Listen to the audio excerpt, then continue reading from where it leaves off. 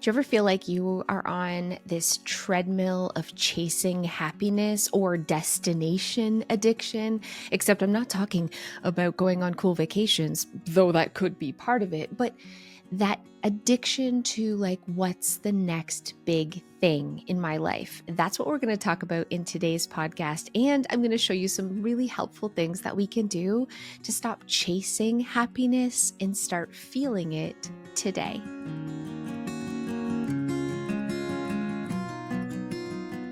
Hey Clutterbugs, welcome back to the Clutterbug podcast. Today, I thought we'd just have a quick little chat together and talk about the treadmill I'm currently on. Maybe you can relate.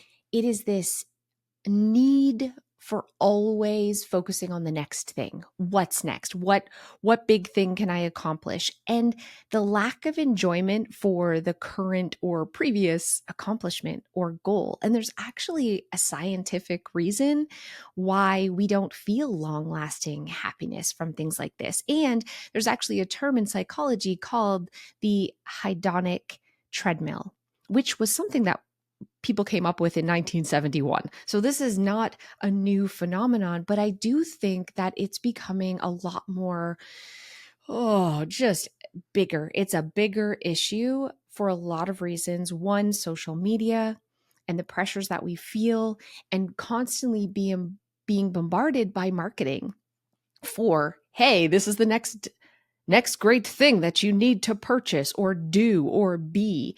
And so we're getting a lot of messaging, which is reinforcing this natural human trait. So I want to talk about that, dive deep today, see if you can maybe relate or if you see it in other people around you, and let's strategize some real solutions that we can do to start feeling happier and kind of switching that part of our brain off, or at least turning it down a bit, so we can enjoy the life that we're living right now. Just like always, before we get started, I really want to encourage you to not just passively listen to this, but do something to make yourself proud. What can you check off your list? Can you go for a walk? Can you do the dishes? Can you catch up on a load of laundry? Pair listening and learning and being motivated and inspired with actually getting stuff done. So at the end of this quick 30 minutes together, you're going to be so proud of yourself. You're going to feel better and you're going to feel like I accomplished something awesome today. And hopefully you're going to be happier too. I really wanted to talk about this hedonic treadmill or destination addiction with you today because this is definitely the thing that I am struggling the most with. And I knew this, I've been in therapy, I've talked about this, but last week my husband actually said to me, you have to stop. You have to stop the constant chasing of the next thing because you're living in a state of continued and always kind of panic and stress and high cortisol levels. And I think a lot of my sort of addiction to what's next is probably coming from ADHD. But I also think that this is a very learned behavior that a lot of us have. And it comes from just society in general. Let's break this down. Let's really talk about this chase that I'm talking to you about so you know what I'm talking about. And I know we've talked about it in the past, but it is something so important. Let's never stop talking about it. When we're young, we're focused on maybe the next small thing like the test. And then we're studying, and we're like, we want to get an A. And then we get the A and it feels good for a moment. And then we're immediately focused on the next test. And I see this in my daughter who's 16, super stressed about every exam, every test, even small quiz. And then when she does do really well, it's almost so fleeting that she doesn't appreciate that. She's right on to the next thing. But it's bigger than that because after we get out of school, the next big thing is what college or university or the next relationship. And then we're focused on getting married and our wedding and then having a baby and buying a house and buying a car. And think about the last time you purchased a new vehicle. You were probably really excited. You did research. It was what you were thinking about. Everywhere you were driving, you were like noticing cars. It was a big deal. And then you got your car and you were like, yes, I got a new car.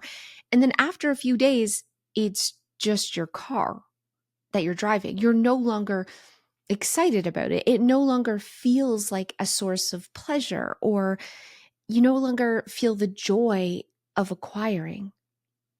And it doesn't even have to be as big as a new car. It can feel as small as a shirt at the mall or a new candle. In the moment, we are excited and we're like, yes, I can't wait till I get this next thing. And it is so fast and fleeting. We go right back to our baseline. And our baseline is actually what the hedonic treadmill is all about. In 1971, this term was coined by two professors who actually wrote an essay about it. And basically, it comes down to your brain is wired to always have like a baseline happiness. So it doesn't matter if you win the lottery or even have something really traumatic happen to you. And this essay was written about the hedonic treadmill in 1971. And then the same researchers in 1978 actually did a study with a group of people who had won the lottery or won a lot of money, and then a group of people who were in horrific accidents who were paraplegic, and then a control group of people who didn't have anything big, positive, or negative happen in their life. And what they found was whether it was like, oh, I won the lottery, or oh my gosh, this horrible thing, and I've had spinal injuries and I can't walk, or nothing really happened. Everyone sort of returns to this baseline happiness. So even people who had horrible things, 8 weeks later, they tend to just feel on a day-to-day basis the same way they did before. I'm not saying that we're never happy. Like, I guess what I'm saying is the research shows that our brain is adapted to want to always reset back to this baseline. And why they call it the hedonic treadmill is basically because no matter how fast you're running on a treadmill or how slow you're walking, the truth is you're always in the same spot because you're on a freaking treadmill. You're not actually outside. We're not actually going anywhere. We're running really, really fast, but we're in the same spot. And it's kind of the same thing when it comes to chasing happiness or even having bad things. Our brain, probably for biological reasons, for survival, balances back out. But what can happen and what happens to me is we kind of become addicted to that feeling, that initial, like, ooh, this feels so good. That initial dopamine hit, that initial like chase of the thing. And we can almost become desensitized to achieving goals or the things that we're buying or feeling good. And then we've ramped up this treadmill and now we're just running all the time. And I saw this in my own life, going from meeting Joe and then planning my wedding, getting married. We got our first house, had our baby, had a second baby. I was like, we're going to renovate this. We're going to get new floors. We're going to put in a new kitchen. We're going to get a new vehicle. Then we're going to move to a bigger house. Then we're going to get a new job. Then I'm going to start a business. And then we're having another baby. And then, and then, and then, and then. And there was so much crammed in such a short amount of time, like, let's be honest, a few years, that it felt like chronic excitement, excitement, excitement. What's next? What's next? Couldn't wait to get engaged. Couldn't wait to get engaged. I kid you not. The minute I got engaged, I started thinking about a wedding. The minute I got married, I started thinking about babies. The minute we got a new house, like, it was just, there was never this breathing room in between new things. And then when there was breathing room, because there wasn't anything really big and life-changing on the horizon, I would fill it. I would fill it because I had this addiction to what's next, or this destination addiction. And I would fill it with even small things like shopping. I would fill it with little projects to be done. But under all of this was this chronic feeling, really, of dissatisfaction, because our brains are wired to go back to our baseline level of happiness. And if our baseline level of happiness is, not ecstatic, and we're constantly feeling that little ecstasy every time we get this little hit, it can be hard to go back to baseline for extended periods of time, which is where the addiction and the treadmill comes on. And while you're doing something awesome like cleaning or doing dishes or putting away laundry, I want you to think of your own life and what you're looking forward to right now. I did a podcast a few weeks ago talking about horizonlessness, which is where we're not really looking forward to anything or making any plans for the future. And I think that's the opposite of the coin. That is something that a lot of people also struggle with. But the other side of that is constantly focusing on tomorrow and never really appreciating today. And always being in this mode of what's next, being excited for tomorrow, being excited for the next big thing, and never enjoying today can really have long-term negative effects on our overall life and happiness, because there will be times in your life when there isn't a next big thing. And it's also not healthy to always be chasing the next big thing. We need to find happiness and be content with what we have today, with the here and now. We need to let our cortisol levels kind of come down a bit. Because whether we're chasing because we're stressed or we're chasing because we want happiness, either way, that chase, that constant, like frantic, like, okay, I got to plan this and I got to do this, isn't good for us. We need regulation. We need downtime. We need to just enjoy the freaking moment, friends. So I want you to think about your own life and think, am I doing this too? Am I guilty of sometimes doing this or feeling just really dissatisfied because I don't have something coming up in the horizon? Because I'm telling myself I'll be happy when I make more money, I get a new job, I get a bigger house. I'll be happy when I declutter and things are organized. I'll allow myself to enjoy my life when I get all the laundry done. Then I can take a break. Then I can, sit on the couch and just enjoy my home. Constant dissatisfaction with the here and now is such a natural psychological thing that we're born with, and also something that is intensified from childhood with the way that our society is structured and pushing us to the next thing. And then in the past few years, we add on top of that social media. We can't help but have the comparison aspect. You go on Instagram or Facebook or TikTok and you're seeing people with so much. It's really easy to feel like, why don't I have that? Or I want that too. Because you're just seeing the highlight reels of their life, or you're seeing a complete fake thing that they're putting out about their life. You're only seeing the best of the best. And of course, we're feeling, why can't we have that too? Or I'll be happy when I have that too. And then we have marketing telling us that, inject yourself with this stuff and you'll lose weight and be skinny and be happy. Buy this face cream and you'll look younger and be happy. Buy this, go here. Oh, just, it's all too much. That's it. Let's be real.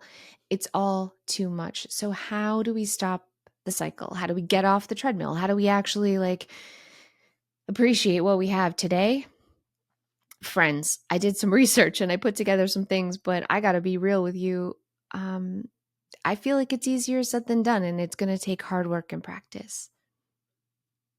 This is the thing that I struggle with the most. Chasing my tail.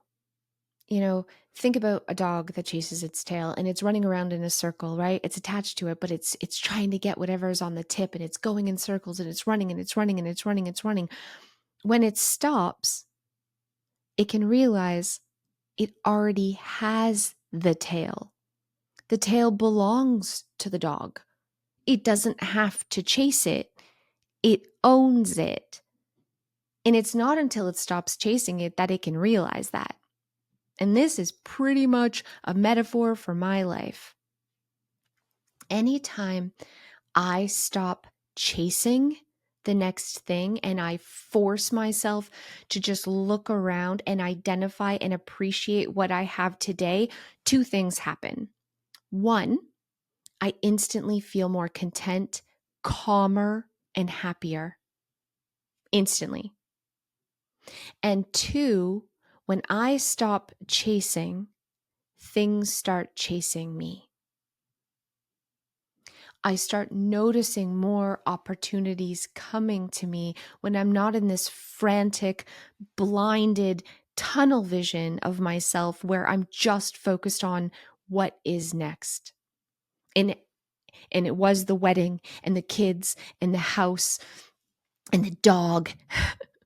And then it was the vacation, and then it was the renovation, then it's the new house, then it's the business. I'm writing the book, and then it's the course, and then it's the next book, and then it's the TV show, and then it's the firefighting, and then it's getting bees. It'll never be enough. It will never stop. And even more disturbing when there is a point in my life where there isn't a next big thing on the horizon, I feel very sad and lost because I'm so used to the hustle and the grind and the run and the addiction that when we finally get all the things that we ever thought we ever wanted when we were 25, 30, the things we dream about, when we get them, now what? This feeling of sort of emptiness, because we come back to the baseline. We come back to that baseline. And when we're always like cramming up our treadmill with the big cool next, that baseline can feel real low, friends. It can feel really low. And this is why I think a lot of people have midlife crisis. They talk about the midlife crisis. It isn't that they're like, they wake up one day and they realize they made all the wrong choices and they're completely dissatisfied. They're dissatisfied because there's nothing big next that they're chasing because they were addicted to all these life upgrades. And now that they have everything, they're like, now, where am I going to get my happiness from now? There's nothing new to chase. So they buy convertibles or have affairs or get divorced or do some big, insane thing because they're just really craving change. They're craving the next big chasey thing. They're on the treadmill. Let's stop chasing our tails right now. Before I talk about ways that we can feel happier today and get off the treadmill, I have to thank today's podcast sponsor, Factor. Factor sent me a bunch of meals to try, and these are like TV dinners, except they're never frozen, fresh, and they are so delicious. I was surprised at actually how much quantity of food it had too. It was like huge meals. And why I love this is because I'm busy during the day, I'm rushing around, and I never stop to have a proper lunch, and neither does Joe, my husband.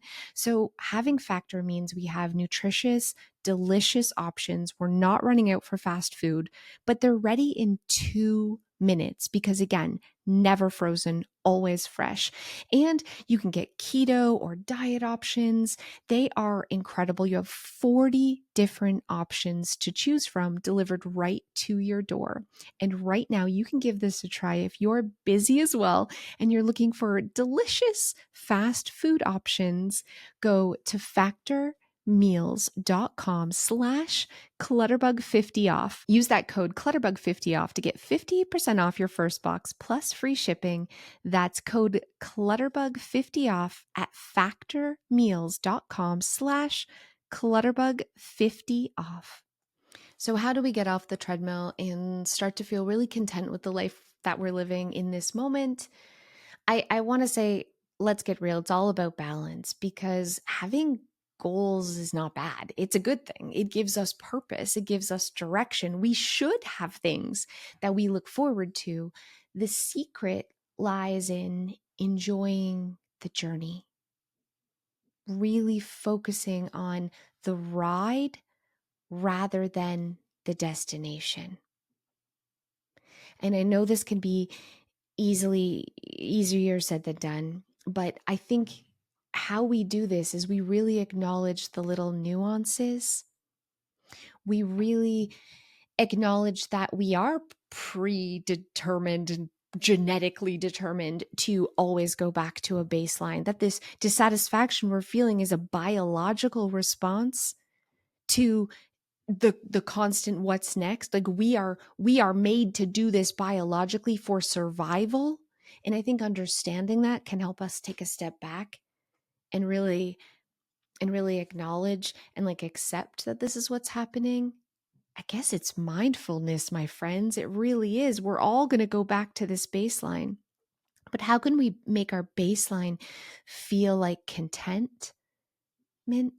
How can we make our baseline like really appreciate that level of happiness instead of looking for the next hit? And I think it comes with a shift of perspective. It really does. So many people, we're so adaptable and we kind of become almost desensitized. Is that a word? To our surroundings and our environment. So whether you've been diagnosed with a chronic illness, or, I mean, let's look at even people who are in war zones and all this horrible and it's chaos. You almost become like, that's your new normal. Does this make sense? Where, yeah, it sucks, but it doesn't feel as traumatic and horrible and scary as it did in the beginning. But the opposite is also true. People who win the lottery and have like this exceptional life, or they had cancer and it was cured and now they're like doing well and are really healthy. They also don't live in an extended period of elation up high all the time. We come back to this middle. I think we have to, right? For our own health, we have to. So how can we make the middle feel good? You're not going to like the answer because I did a lot of research, and the truth is it starts with that mindfulness of noticing and acknowledging, turning off the distractions, acknowledging and noticing that we're in this chasing behavior, and then consciously and deliberately trying to look around and say, yes, but what is making me happy today? What am I grateful for right now, today? And think about all the last accomplishments that you have had and allow yourself to feel the good feelings from that.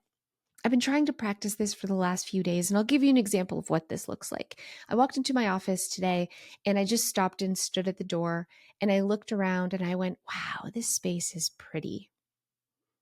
I see it every day. I walk in here like, ugh, like a drudge, like I gotta go to work, you know? But I remember when I was putting it together, I remember when I bought this house and I was so excited just to have a private office that I didn't share with Emily, where I could come and do a podcast and not have to make everyone in the house be quiet and sit and crisscross applesauce and not walk around because I could hear the footsteps. I thought back to that, just that, and how excited I was for that. And then when I was decorating it and I put up my craft wall and the shelving behind me and I added pops of pink, I was so happy. And then after a few days, it was just my office. So I reminded myself, I made myself today stop and look around and feel the pride again. We got to stop, take a breath, and acknowledge how far we've come and how happy we are for the progress that we've made today. I wish, going back in time, that I would have taken longer to just appreciate being engaged instead of rushing to the wedding. And then appreciate being a newlywed instead of rushing to like the babies being born. And appreciating all the small little things taking more little drives in my new car with the windows down and just like really letting that accomplishment sit in. And we can go back and it's not like those times are over and we can't appreciate them. We can still appreciate them right now, but we have to be mindful. We have to retrain our brain to bring up that baseline and acknowledge that the baseline is great. It isn't a low. It's a good it's like it's the good. The baseline is the happiness. And doing mindfulness exercises is super important. A gratitude journal, super important. So if you're like me and you are stuck on this treadmill, we can get off together. I've been trying to actively and deliberately remind myself of how lucky I am every single day and to stop and enjoy what I have every single day. And I'm catching myself having thoughts like, man, I wish I had a little, this is so ridiculous. This is my latest thought. It comes into my head all the time. I think it's because Dawn from the Minimal Mom just got a small house and she's having it delivered to her mom's backyard. And it's going to be like her office and her little getaway in the backyard. And I find myself daydreaming about that all the time. Like, oh man, I wish I had that. And I want to get a little trailer and put it on the side lot so I can go to that. And then I'm like, stop. You've got the basement. You've got the hot tub. You have that back patio. Go to those places. What do you have right now that you're grateful for, that you're not even enjoying, that you're not even taking advantage of because you're so wanting the next thing? What do you have right now? And you listening at home, we got to do this. You can do this too. You wanted so badly maybe to declutter a certain area of your home or get something organized. Have you appreciated that space? You've got your dishes done. Have you gone in the kitchen and just allowed yourself to be like, ah, it feels so good to have all my dishes done? Like, I know it seems silly and small, but this is how we make our baseline feel good. This is how we stop ourselves from constantly looking to acquire and do more and be more and what's next. It's how we stop ourselves from overspending. It's how we stop ourselves from over acquiring. It's how we stop ourselves from just constantly feeling dissatisfied with life. What are you grateful for today? What can you appreciate right now? What do you have that you didn't have 10 years ago or 5 years ago? Do you have the life that you wish you had when you were 25? Have you already achieved all of those? I wish I would. Probably. If 25-year-old Cass could see how far I've come, if I could go back in time and like scoop her up and bring her to me today and show her the life I'm living right now, she would feel like she won the lottery. She would feel just, her mind would be blown. Why don't I allow myself to feel like my mind is blown by how much I have and how wonderful all these little accomplishments have been? So, this is your homework, and it's my homework too. We're going to grab a notebook. We're going to leave that notebook beside our bed, and we're going to set a reminder in our phone every single night before we go to bed to write down a few things that we're really grateful for, or write down a few goals that we've achieved in our life, even if they were 15 years ago, 20 years ago. You have done so much. You have achieved so much. You've nailed so many goals. What are you grateful for today? What are you grateful for in your life? And this is how we train ourselves to really appreciate our baseline, to really feel content with our baseline, because it doesn't matter if we win the lottery. It doesn't matter if you buy a bigger house. It doesn't matter if you get everything organized and decluttered. You're going to come back to your baseline, friends. That's the point of this podcast. We're always coming back to the baseline. Doesn't matter if something awful happens or something amazing. Give it a couple days, you're back at baseline. We got to make baseline feel good. We got to appreciate baseline. So we stop the chasing because it isn't good for us. We can still make goals, we can still dream, but if we don't appreciate every day what we have right now, we'll constantly be that dog chasing our tail. And it's all for nothing because none of it lasts. It is fleeting, my friends. Stop chasing your tail and realize it already belongs to you. Okay, my loves, it was a short one today, quick and short and to the point. I just had to share this with you because I just got bees. I'm picking them up on June or July 15th. Oh my gosh. And I just, this is it. This is it. This is the last thing I'm chasing for a while. I have to be more mindful. I have to be more grateful because I always return to this baseline, no matter what I achieve, what I get, what I buy. So I might as well make my baseline feel amazing. I hope you're feeling inspired and I hope you're feeling proud of whatever you've accomplished today. It was a short, quick little podcast today. I'm going to put some articles down in the show note. If you want more information on this hedonic treadmill or chronic dissatisfaction, I'm going to put in some research articles that I read that really helped me accept the fact that I am always chasing the next thing. Realize that this isn't a moral failing on my part, it's biology. But that doesn't mean I have to live like this. I can adapt and adjust so that my baseline feels good. Thank you guys so much, and I'll see you next time.